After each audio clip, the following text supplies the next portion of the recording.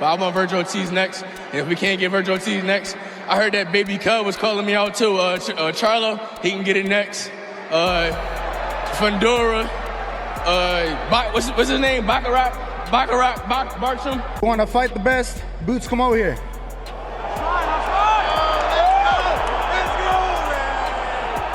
All right, so that you answered the question. Is this the fight that you want next? Vergil Ortiz against Jaron Boots Ennis. I think this is the fight that has to happen, man. I think this is it. Suitable for Vergil Ortiz, Jr. What do you think, Ennis? We all know Boots doesn't want to fight Vergil. Vergil Ortiz Jr. isn't holding back anymore, and the target of his fury isn't an opponent in the ring. It's his own promoter. For months, the boxing world has been waiting for the ultimate collision between Ortiz and Jaron Boots Ennis, a fight that promised to define a generation. But while both fighters are ready for war, the paperwork has turned into a crime scene. Vergil is reportedly freaking out behind closed doors, accusing Oscar de la Hoya of intentionally sabotaging the biggest payday and legacy-defining moment of his life. This isn't just a business disagreement, it's an all-out civil war that's exposing the darkest side of boxing politics. The mask is off, the accusations are flying, and the truth behind why this fight was blocked is absolutely disgusting. The only thing I can tell you is that I thought the fight was made, and then it wasn't.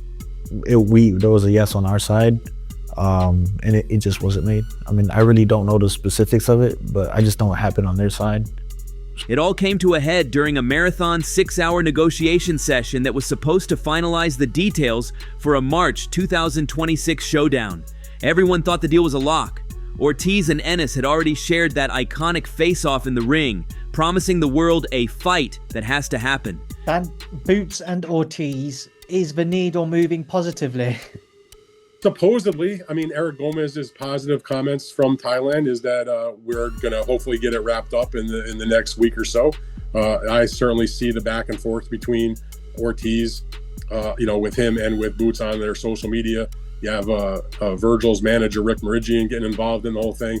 I like Rick a lot, but he's very excitable. He fights tooth and nail for his guys, so I get where he's coming from. I've done this for such a long time. I always try to maintain, calm, cool, and collected. Don't get too excited. Don't get too down. This is making the sausage. You know what I mean? It takes time, and people get all crazy when shit's going on, when they're in there making the fight, trying to get it done. Everybody has things to say about it. I like to let the process play out.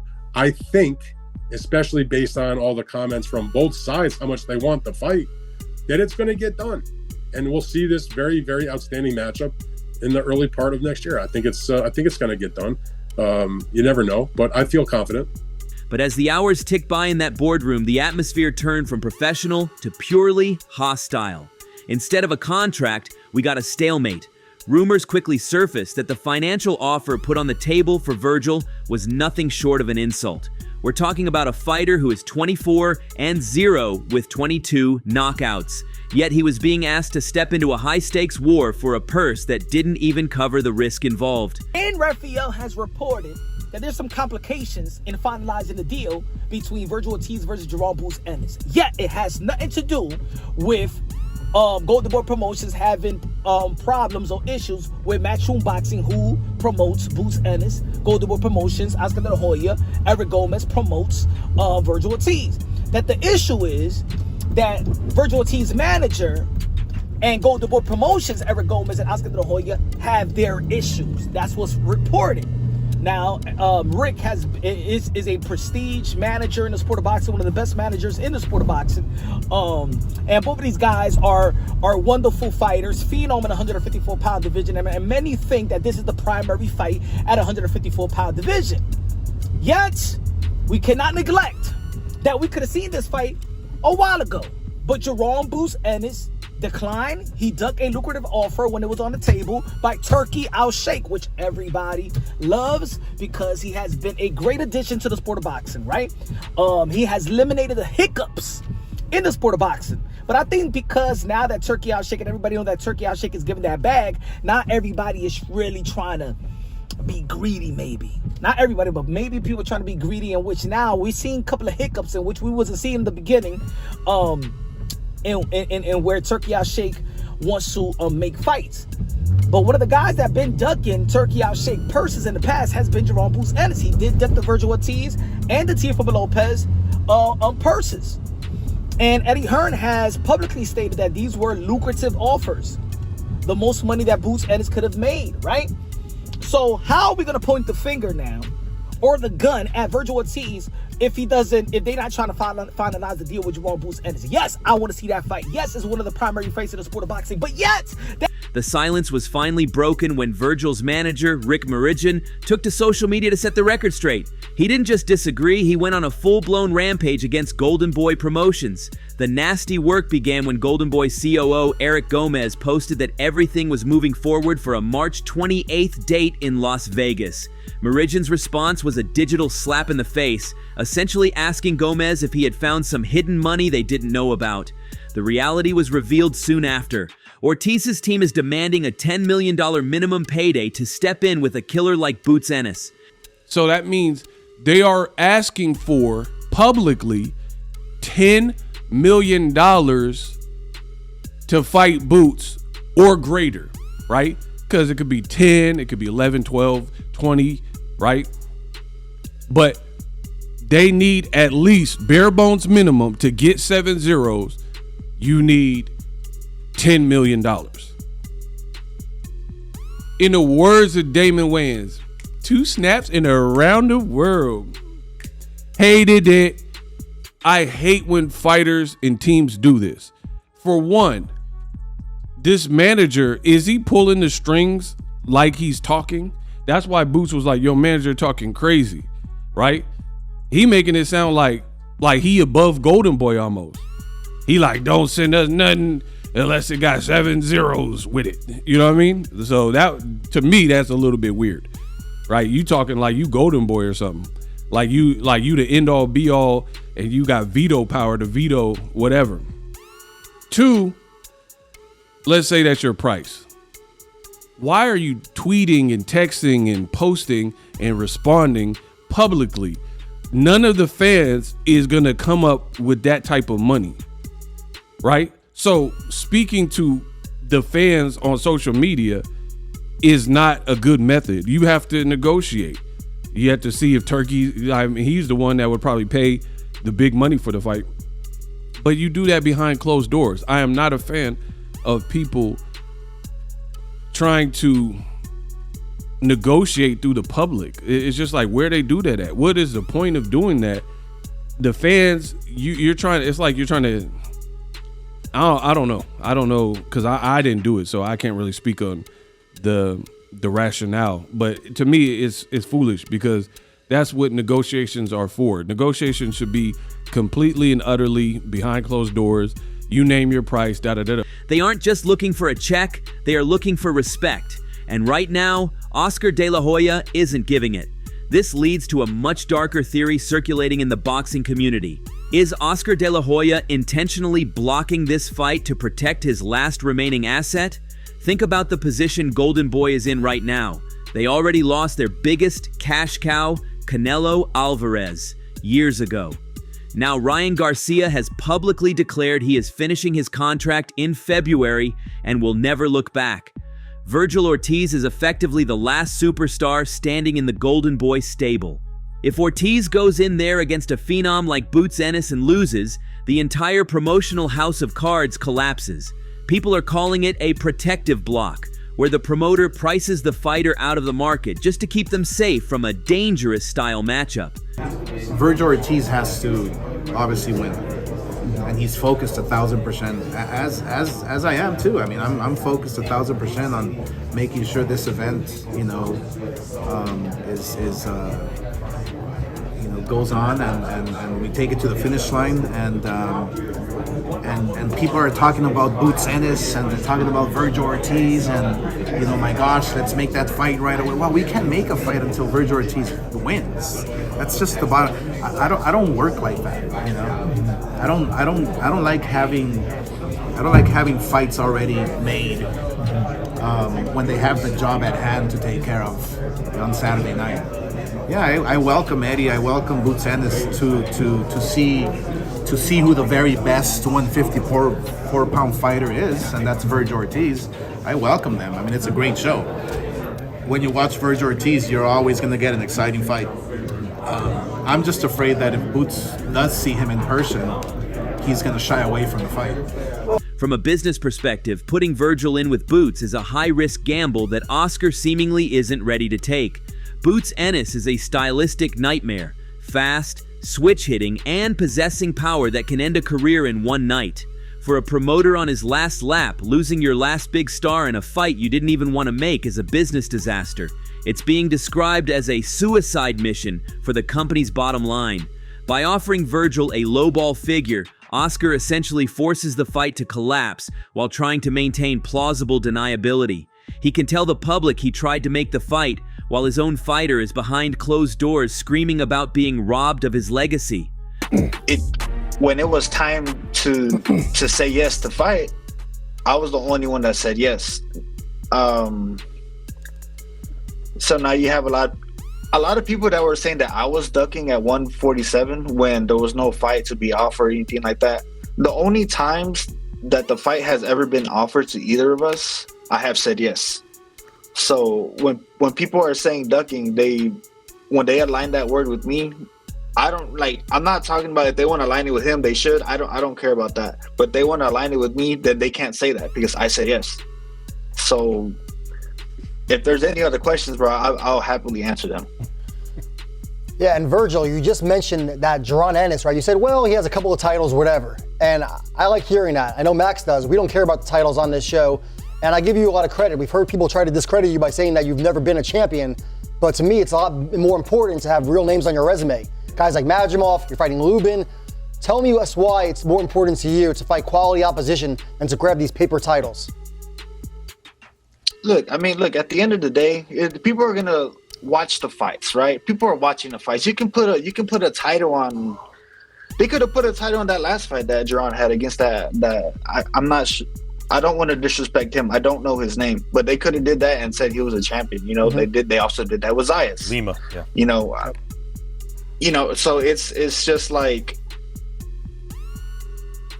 there's no credibility behind those fights. While the internal war at Golden Boy rages on, Jaron Boots Ennis isn't sitting around waiting for the drama to clear. He has officially shifted his focus, and the news is a massive blow to anyone hoping for a March showdown.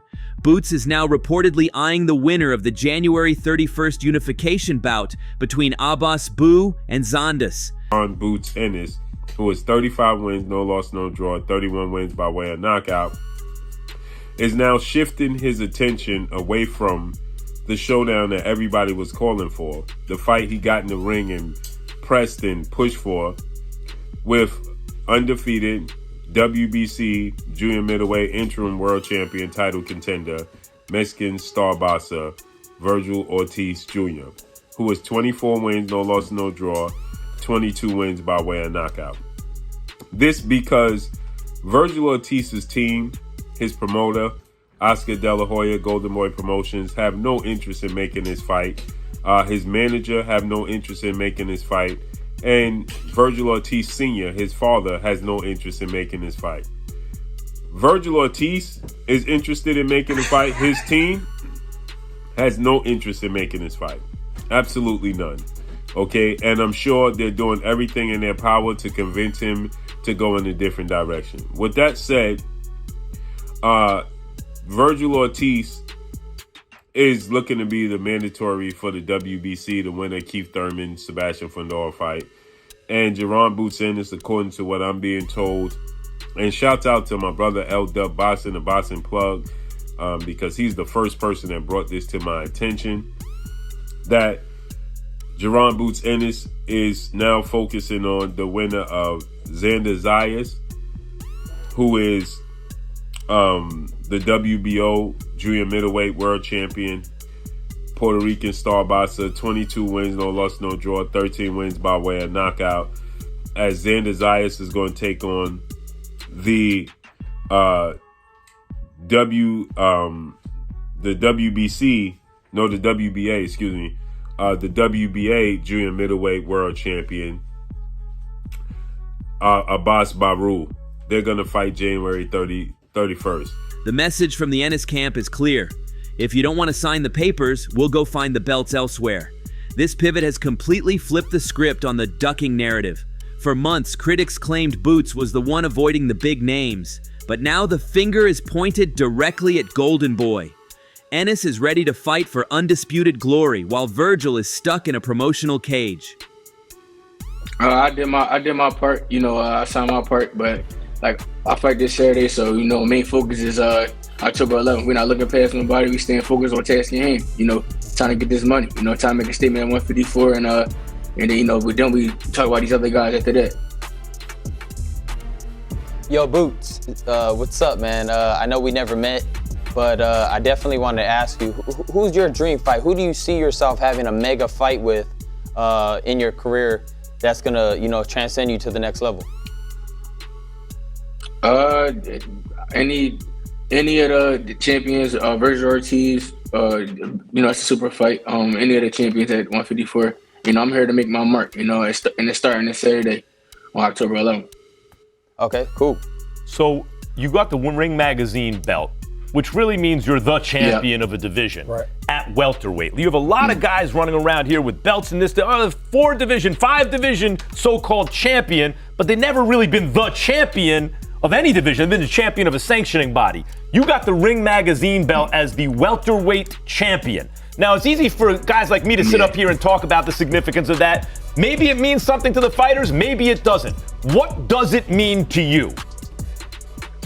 Everything. I was able to accomplish, one of my goals, and that's to become ring champion. That's one of my favorite belts. So, and being in a historic, I'm in the books basically at 147. And not too many people could say they held the Ring Magazine title. So yeah. See, that's right. And I'm glad I'm able to say I held the Ring Magazine title. I think the last few people that held it at 147 was Bud and Floyd Mayweather and top guys. See, the tension within the Ortiz camp is reaching a breaking point because this isn't just about one fight. It's about a pattern of mismanagement. Vergil has seen how other stars have been treated under the Golden Boy banner, and the disgusting tactics used during these negotiations have left a sour taste in everyone's mouth. There are reports that Ortiz feels he is being used as a pawn to keep the promotion relevant rather than being allowed to prove he's the best in the world. When your manager has to publicly rip your promoter just to get a fair shake, you know the relationship is beyond repair. It's a tragedy for the sport when a fighter's biggest opponent isn't the man across the ring, but the man holding the contract. Ultimately, the breakdown of Ortiz versus Ennis is a symptom of a much larger crisis in boxing. We have two warriors who genuinely want to test their greatness, but they are being held back by a promoter who is seemingly more concerned with survival than the sport. Whether Oscar is truly protecting Vergil or just being cheap, the result is the same. The fans lose. If this fight doesn't happen, it will be remembered as one of the greatest what-ifs of this era. Vergil is clearly ready to risk it all for $10 million and the chance to be a legend, but as long as the gatekeepers are blocking the path, he remains a champion without a defining moment. The question now is what happens next for Vergil Ortiz? If he stays with Golden Boy, will he be forced into safe fights that do nothing for his legacy? Or will he follow in the footsteps of Canelo and Ryan Garcia, realizing that the only way to get the big fights is to break free from the golden chains? This entire situation has been revealed as a masterclass in how to ruin a super fight. As Boots Ennis moves toward his January unification, Vergil is left picking up the pieces of a shattered negotiation. Boxing fans are tired of the excuses and the A-side games. We want the best against the best, and right now, the only thing being exposed isn't a fighter's chin. It's the internal rot of a promotion on its last legs. But we'd love to hear from you. Do you think Vergil Ortiz should move away from Golden Boy Promotions? Also, how does a fight with Jaron Boots Ennis play out? Let us know in the comments. That's all from today's video. If you enjoyed it, remember to leave a like, subscribe, and ring that bell icon so you never miss our upcoming videos. And don't forget to share your thoughts in the comments section. Stay tuned, and we will catch you in the next video.